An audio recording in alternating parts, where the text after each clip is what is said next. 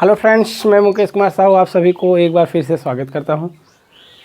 प्यारे बच्चों, जैसे कि पिछली कक्षा में मैं सल्फ्यूरिल क्लोराइड से एल्किल हैलाइड का निर्माण बताया था और एल्कीन से भी एल्किल हैलाइड का निर्माण बताया था। तो एल्कीन में कुछ एल्कीन से एल्किल हैलाइड का निर्माण मैंने बताया था कि मार्कोनी-काप्स के नियम के अनुसार होता है। तो मार्कोनी-काप्स का नियम क्या होता है, किसे कहते हैं, एंटी मार्कोनी-काप्स रूल किसे कहते हैं, आज हम ये दो बातों पर चर्चा करेंगे। ठीक है, तो हम पहले बात करते हैं मार्कोनी-काप्स रूल। मार्कोनी-काप्स रूल, मार्कोनी-काप्स रूल क्या है, किसे कहते हैं, मार्कोनी-काप्स का नियम किसे कहते हैं, जानते रहिए प्यारे बच्चों। मार्कोनी-काप्स का रूल्स, मार्कोनी-काप्स का नियम। तो मार्कोनी-काप्स जो थे अपना ये नियम अप्लाई किए थे एल्कीन पर। किस पर? हाइड्रोजन अम्लों का एल्कीन पर क्या कराए थे, अटैक कराए थे। और कैसे एल्कीन लिए थे? अनसिमेट्रिकल, असममित एल्कीन। प्यारे बच्चों, जब असममित एल्कीन की अपक्रिया, जब असममित एल्कीन की अपक्रिया असममित अभिकर्मक के साथ, असममित एल्कीन किसे कहते हैं? अनसिमेट्रिकल एल्कीन जानिए पहले। अनसिमेट्रिकल एल्कीन और अनसिमेट्रिकल रिजेंट, अनसिमेट्रिकल रिजेंट। प्यारे बच्चों, अनसिमेट्रिकल एल्कीन और अनसिमेट्रिकल रिजेंट किसे कहते हैं? तो अनसिमेट्रिकल, अन माने असमान, असमान, अ माने असमान, असमान कार्बनों की संख्या, किसके? डबल बॉन्ड के दोनों तरफ कार्बनों की संख्या क्या होनी चाहिए? समान नहीं होनी चाहिए। ठीक है ना। देखिए इस डबल बॉन्ड के इस तरफ एक कार्बन है और इस तरफ कितने कार्बन है? 2। ठीक है। और देखिए CH3 CH double bond CH2, इसमें एक है, इसमें क्या है? 2 है। ठीक है ना। और अनसिमेट्रिकल, माने असमान, तो Cl2 नहीं हो सकता। असमान मतलब HCl HBr HI HF, ये सब अनसिमेट्रिकल क्या है? रिजेंट है। जब असममित एल्कीन की अपक्रिया असममित अभिकर्मक के साथ कराया जाता है, जब असममित एल्कीन की अपक्रिया असममित अभिकर्मक के साथ कराया जाता है तो अभिकर्मक का ऋण वाला भाग, अच्छा बताइए HCl में ऋण कौन होगा, धन कौन होगा? Cl माइनस होगा और धन क्या होगा? हाइड्रोजन होगा। तो जब असममित एल्कीन की अपक्रिया असममित अभिकर्मक के साथ कराया जाता है तो अभिकर्मक का ऋण वाला भाग क्या? अभिकर्मक का ऋण वाला भाग द्विबंध के उस कार्बन से जुड़ेगा, द्विबंध के उस कार्बन से जुड़ेगा जिसके पास हाइड्रोजन की संख्या क्या होगी? कम होगी। मार्कोनी-काप्स के नियम के अनुसार द्विबंध के उस कार्बन से ऋणात्मक वाला भाग जुड़ेगा जिसके पास हाइड्रोजन की संख्या क्या होगी? कम होगी। चलिए लिख के समझाते हैं। अनसिमेट्रिकल एल्कीन समझ में आ गया होगा।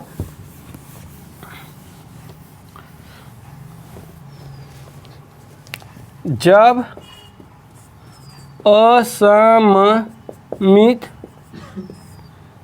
एल्कीन की अपक्रिया असममित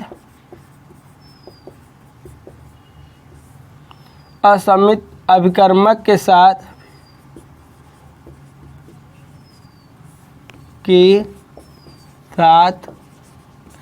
जब असममित एल्कीन की अपक्रिया असममित अभिकर्मक के साथ कराया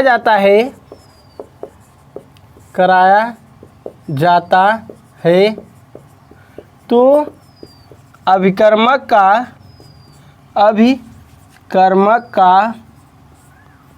का ऋण वाला भाग द्विबंध के उस कार्बन से जुड़ता है जिस कार्बन के पास द्विबंध के उस कार्बन से जुड़ता है जिस कार्बन के पास हाइड्रोजन की संख्या क्या होती है? हाइड्रोजन की संख्या कम होती है।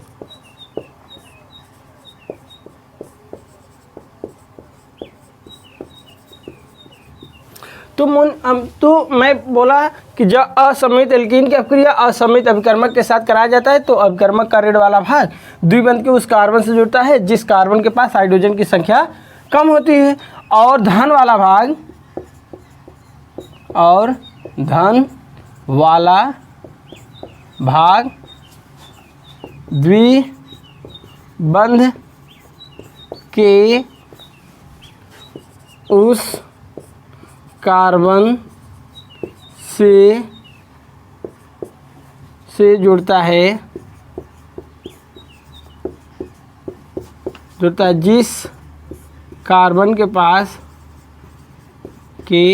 पास हाइड्रोजन की संख्या अधिक होती है।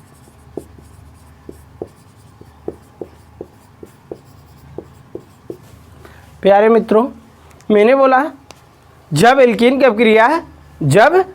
अपक्रिया किसके साथ कराया जाता है, असममित अभिकर्मक के साथ कराया जाता है, तो अभिकर्मक का ऋण वाला भाग,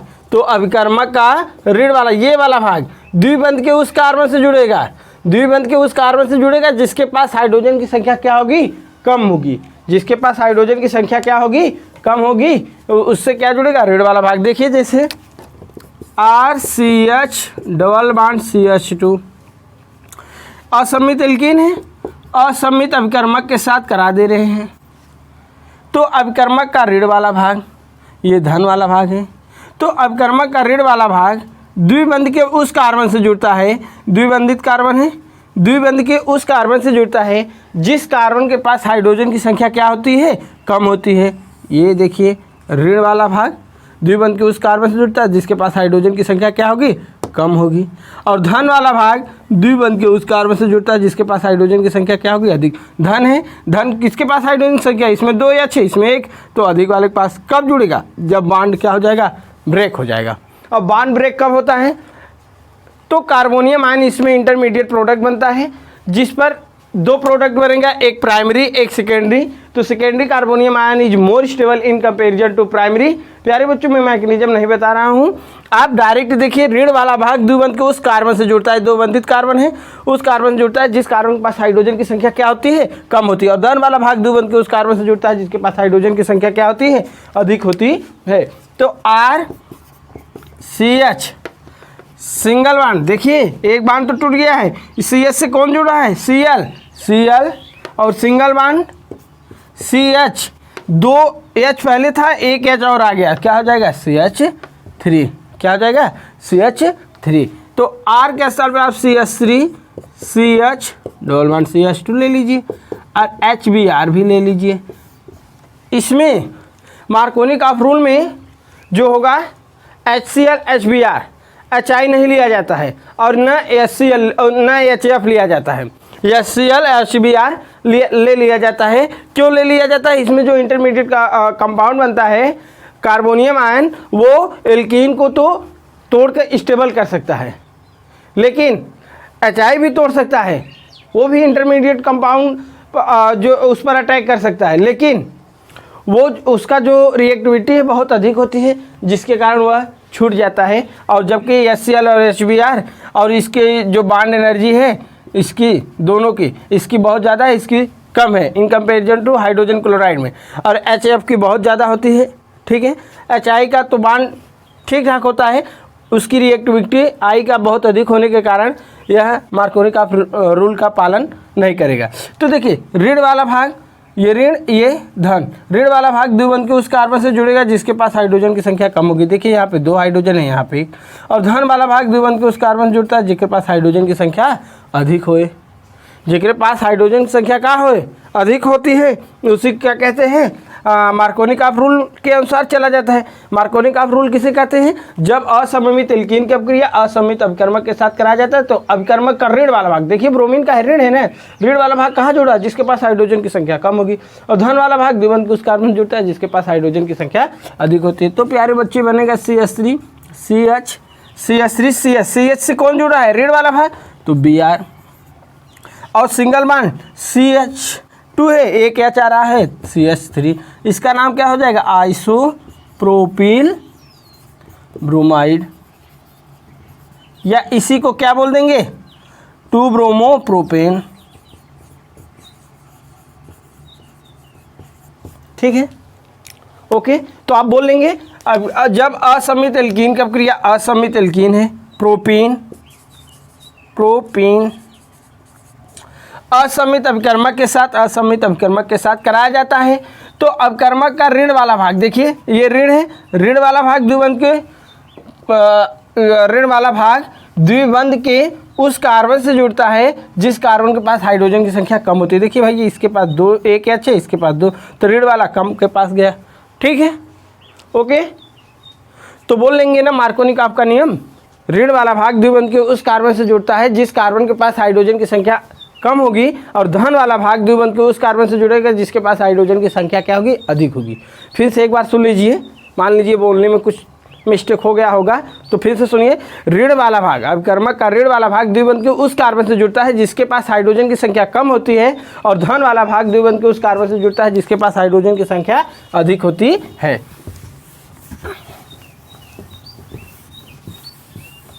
जैसे देखिए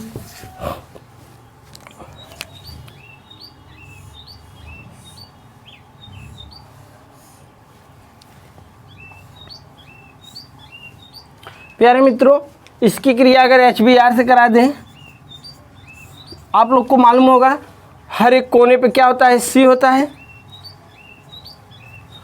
और उसकी वैलेंसी, जैसे इस कार्बन की वैलेंसी 1 2 और 2 किससे होगी, हाइड्रोजन से होगी। इसी तरह इसकी भी 1 2 वैलेंसी, इसकी 2 वैलेंसी किससे जुड़ी होगी, हाइड्रोजन से। इसकी 2 वैलेंसी किससे जुड़ी होगी, हाइड्रोजन से। इसकी भी 2 वैलेंसी किससे जुड़ी होगी, हाइड्रोजन से। इसकी भी 2 वैलेंसी किससे जुड़ी होगी, हाइड्रोजन से। और इसकी 1 2 3 तो मतलब 1 हाइड्रोजन से। इसकी देखिए इस कार्बन की 1 2 3 4 मतलब इस कार्बन के पास हाइड्रोजन नहीं है। इसकी देखिए 1 ही मतलब 3 हाइड्रोजन इसमें अटैच होगा। प्यारे मित्रों ध्यान से देखिए, ये तो है स्ट्रक्चर। इस कार्बन के पास हाइड्रोजन नहीं है, इस कार्बन के पास कितने हाइड्रोजन हैं, 3 हाइड्रोजन हैं। तो अभी देख लीजिए अच्छी तरह से, अब गेम यहीं पे होगा, तो हम हाइड्रोजन को मिटा रहे हैं, अब कार्बन हाइड्रोजन मिटा रहे हैं, बताने के लिए बता दिया।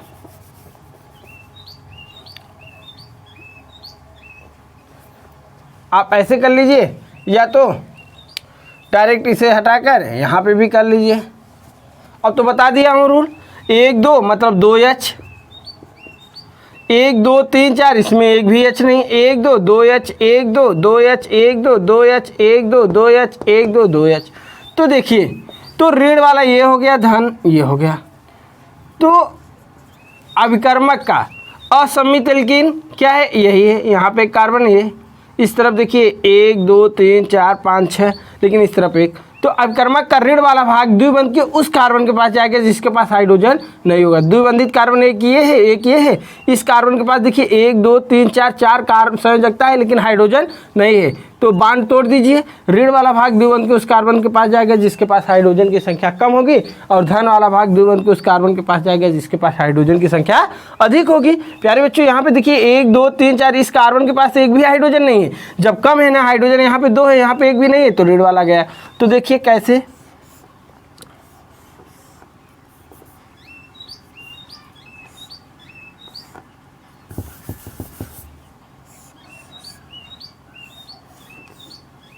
तो देखिए यहाँ पे क्या जुड़ रहा है, इस कोने से क्या जुड़ रहा है, Br आ रहा है, और सिंगल बॉन्ड क्या है, CH2 से क्या जुड़ा है, H, तो क्या हो जाएगा CH3, ये हो जाएगा। ठीक है, तो मार्कोनी का रूल तो जानते रहिए। इस नियम के अनुसार जब किसी असमित एल्कीन की अपक्रिया असमित अभिकर्मक के साथ कराया जाता है तो अभिकर्मक का ऋण वाला भाग द्विबंध के उस कार्बन से जुड़ता है जिसके पास हाइड्रोजन की संख्या कम होती है, और धन वाला भाग द्विबंध के उस कार्बन से जुड़ता है जिसके पास हाइड्रोजन की संख्या क्या होती है, अधिक होती है। ठीक है, चलिए जान गए आप लोग, कोई दिक्कत तो नहीं होगी। अब चलिए एंटी मार्कोनिकॉफ रूल। अगर मार्कोनिकॉफ रूल में कोई पूछता है किस इंटरमीडिएट के थ्रू होगा, तो कार्बोनियम आयन के थ्रू होगा, ठीक है ना। और एंटी मार्कोनिकॉफ रूल, एंटी से नाम पता चल रहा है, एंटी माने उल्टा, मार्को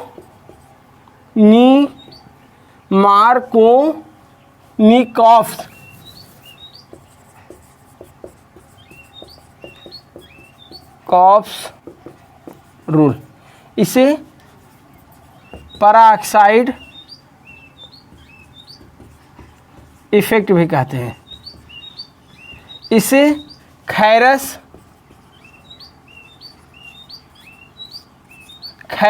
इफेक्ट भी कहते हैं।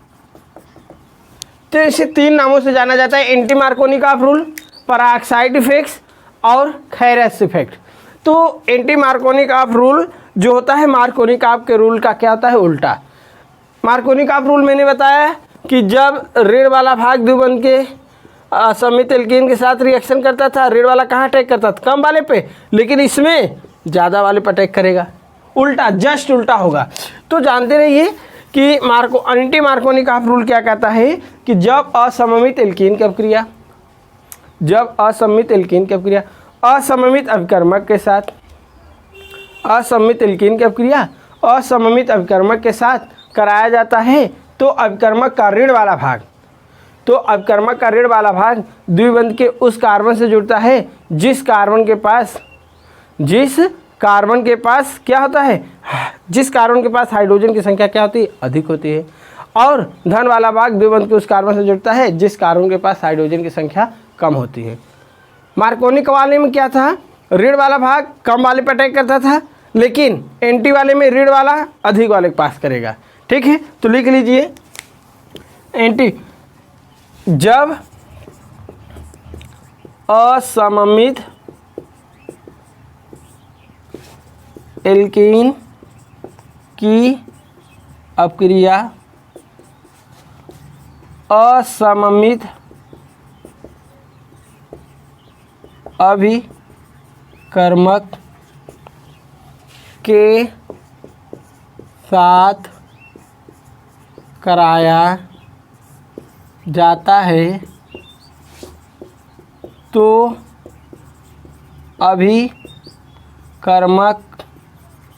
अभिकर्मक का ऋण वाला भाग द्विबंध के उस कार्बन से जुड़ता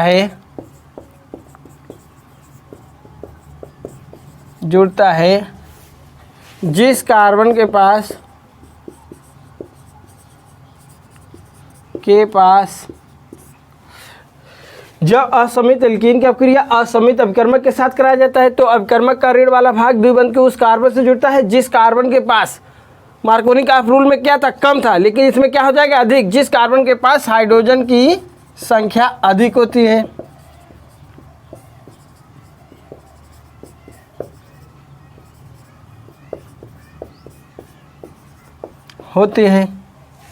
जिस कार्बन के पास हाइड्रोजन की संख्या अधिक होती है, और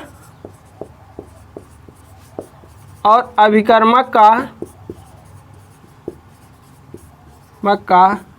धन वाला भाग द्विबंध के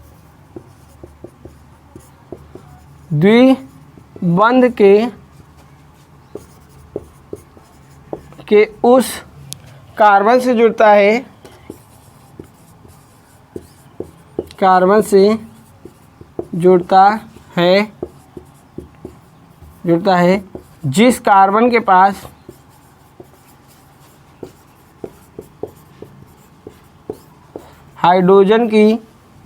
है जिस कार्बन के पास हाइड्रोजन की संख्या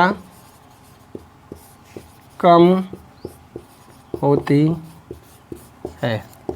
प्यारे फ्रेंड, जब असममित एल्कीन की अपक्रिया असममित अभिकर्मक के साथ कराया जाता है, तो अभिकर्मक का ऋण वाला भाग द्विबंध के उस कार्बन से जुड़ता है जिस कार्बन के पास हाइड्रोजन की संख्या अधिक होती है, और अभिकर्मक का धन वाला भाग द्विबंध के उस कार्बन से जुड़ता है जिस कार्बन के पास हाइड्रोजन की संख्या क्या होती है, कम होती है। इस अपक्रिया में केवल HBr अभिकर्मक का प्रयोग किया जाता है। इस अपक्रिया में केवल ओनली HBr का प्रयोग किया जाता है, जानते रहिए। क्यों? HBr का जो बॉन्ड एनर्जी होता है HCl और HF और HI से क्या होता है, कम होता है। ठीक है। और इसका जो आपका HCl HBr, इसका मैंने बताया कि HBr का जो बॉन्ड एनर्जी होता है कम होता है, ठीक है। वो आसानी से फ्री रेडिकल के थ्रू क्या हो जाता है, तोड़ देता है किसको, एल्कीन बॉन्ड को। उसी तरह से आयोडीन भी, हाइड्रोजन आयोडाइड भी तोड़ सकता है, लेकिन उसकी रिएक्टिविटी बहुत अधिक होती है। और हाइड्रोजन फ्लोराइड और आपका हाइड्रोजन क्लोराइड की बॉन्ड एनर्जी इतनी ज़्यादा होता है कि उससे आपका फ्री रेडिकल उसे तोड़ ही नहीं पाता है, ठीक है। जानते रहिए, केवल HBr का यूज करेंगे due to the bond energy, केवल बॉन्ड एनर्जी के कारण। जैसे CH double bond CH2 HBr ले लीजिए। अब क्या बोला, इसमें लिखा नहीं हूँ, जब असमित एल्कीन की अपक्रिया, यह अपक्रिया पराक्साइड, यह अपक्रिया किसी कार्बनिक पराक्साइड की उपस्थिति में कराई जाती है। पराक्साइड की उपस्थिति में कराई जाती है। में कराई जाती है। तो देखिए, पराक्साइड लिख लीजिए, जैसे बेंजोइल पराक्साइड हो गया, ये सब पराक्साइड ले लीजिए। ये H+ हो गया, ये Br- हो गया। तो ये एक बॉन्ड तोड़ दीजिए। ऋण वाला भाग द्विबंध को उस कार्बन से जुड़ता है जिस कार्बन के पास हाइड्रोजन की संख्या अधिक होती है, जबकि मार्कोनी ऑफ रूल में कम वाले पर अटैक कर रहा था। और धन वाला भाग द्विबंध को उस कार्बन से जुड़ता है जिसके पास हाइड्रोजन की संख्या क्या होती है, अधिक होती है। मार्कोनी ऑफ रूल के जस्ट उल्टा हो रहा है, इसलिए इसका नाम क्या हो गया, anti Markovnikov of rule. Anti Markovnikov of rule. यह पराक्साइड को उपस्थिति में कराया जा रहा है, इसलिए इसे पराक्साइड। इसकी खोज खैरस नामक वैज्ञानिक जो थे, अमेरिकन साइंटिस्ट थे, उन्होंने किया था, तो उन्हीं के नाम से पड़ गया का खैरस इफेक्ट या खैरस प्रभाव, ठीक है। तो RCH, H से कौन जुड़ा है, H, तो क्या हो जाएगा CH2, सिंगल बॉन्ड CH2, और क्या हो जाएगा Br, क्या Br। तो इतने को एल्किल मान रहे हैं, ये Br तो एल्किल ब्रोमाइड। R के स्थान पे आप CH3 CH double bond CH2 और क्या ले लिए HBr ही लेना है। क्यों, अभी बताया कि बॉन्ड एनर्जी के कारण HCl HBr HI और HF छूट गया, एक बॉन्ड तोड़िए। तो ऋण वाला भाग द्विबंध के उस कार्बन जुड़ता है जिसके पास हाइड्रोजन की संख्या अधिक होती है, और धन वाला भाग द्विबंध के उस कार्बन से जुड़ता है जिसके पास हाइड्रोजन की संख्या कम होती है। तो CH3 CH2 CH2 Br, क्या Br, इसका नाम यान propyl chloride. Anti Markovnikov of rule और मार्कोनिक ऑफ रूल आप लोग को समझ में आ गया होगा। लिखिए, उतार लीजिए आप लोग।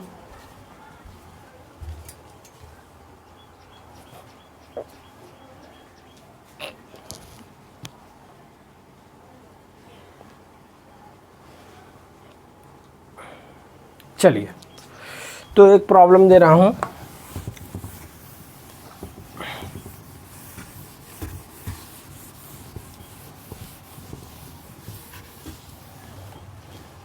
देखिए,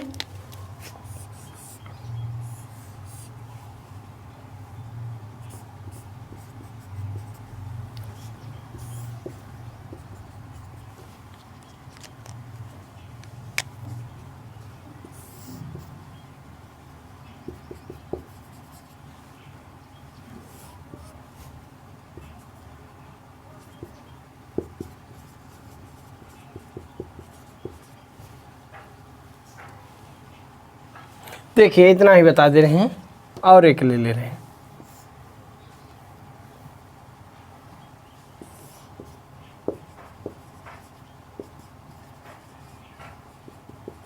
ध्यान से देखिए, तो ये असम्मित एल्कीन हो गया, इसमें देख रहे हैं आप लोग, ये असम्मित एल्कीन हो गया। तो अभी अभी मैंने बताया कि जब HCl से करा रहे हैं, इसमें पराक्साइड है क्या, HCl जान लीजिए। अगर HCl या आपके HCl में पराक्साइड लगा रहे हैं या न लगा रहे, वो सदैव मार्कोनिक ऑफ रूल देता है। क्या, अगर पराक्साइड हम लिख भी दे रहे हैं फिर भी वो क्या देगा, मार्कोनिक ऑफ रूल। तो ऋण ये क्या हो गया धन। तो ऋण कहाँ अटैक करेगा, मार्कोनी का नियम के अनुसार कम वाले पे। इस कार्बन के पास हाइड्रोजन नहीं है इसलिए यहाँ पर अटैक करेगा और H यहाँ पे। तो इसका पहला प्रोडक्ट क्या बनेगा, यहाँ पे क्या हो जाएगा, देखिए ये बांड जब टूटेगा तो एक Cl यहाँ पे आ जाएगा और सिंगल बांड क्या है CH2 कौन जुड़ेगा H तो CH3 पहला ए प्रोडक्ट। बी में देखिए अच्छे इस बार HBr लगा है लेकिन पराऑक्साइड नहीं लगा है। HBr तो लगा है लेकिन पराऑक्साइड नहीं लिखा है इसलिए इसे क्या कहेंगे, मार्कोनी का रूल। तो मार्कोनी का रूल अभी बताया। तो ऋण वाला भाग कहाँ अटैक करेगा, इसके पास कार्बन की संख्या लेस है, इसके पास क्या है मोर है। तो मार्कोनी का रूल क्या कहता है कि ऋण वाला भाग द्विबंध के उस कार्बन से जुड़ता है जिसके पास हाइड्रोजन की संख्या कम होगी। जब ये बांड टूटेगा तो कम इसके पास से तो Br यहाँ पे जुड़ जाएगा, ये Br हो गया और ये H कहाँ जाएगा हाइड्रोजन के पास तो CH3 प्यारे बच्चों।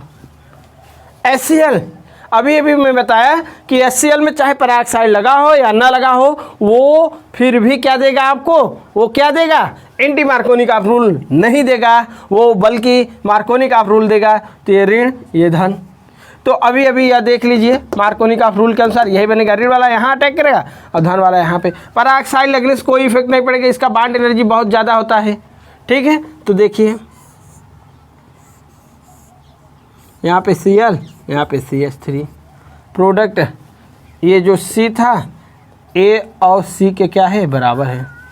और इसमें देखिए HBr है लेकिन इस बार क्या लग गया है पराऑक्साइड, HBr लेकिन लग गया क्या पराऑक्साइड, इसलिए ये क्या देगा एंटी मार्कोनी का रूल। एंटी मार्कोनी का रूल जहाँ पे Cl होगा वहाँ पे जाएगा H और जहाँ पे CH2 होगा वहाँ पे जाएगा Br। मतलब मेरे कहने का अर्थ है एंटी माने उल्टा में मैंने बताया था कि ऋण वाला भाग द्विबंध के उस कार्बन के पास जाता है जिसके पास हाइड्रोजन की संख्या अधिक होगी, अर्थात इसमें हाइड्रोजन की संख्या अधिक है, Br इसमें जुड़ जाएगा और H इसमें जाके जुड़ जाएगा, ठीक है। तो अगला प्रोडक्ट आपका बनेगा,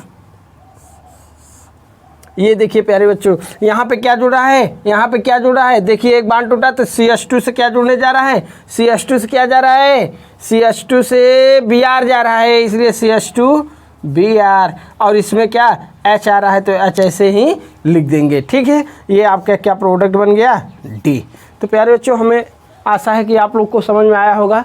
जब HCl में पराऑक्साइड लगा हो या ना लगा हो फिर भी आप क्या मानेंगे, मार्कोनी का रूल, ठीक। HBr में पराऑक्साइड लग जाए तो एंटी मार्कोनी का रूल, अगर HBr में पराऑक्साइड ना लगा रहे तो उसे क्या मानेंगे, मार्कोनी का रूल।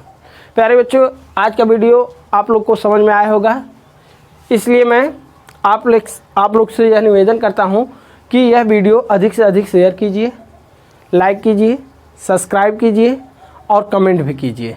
जो प्रॉब्लम हो हमें बताइए, ठीक है। अब मिलेंगे कल एक अच्छे क्लास में, इससे भी अधिक प्रयास करेंगे कि और अच्छे से बताएं।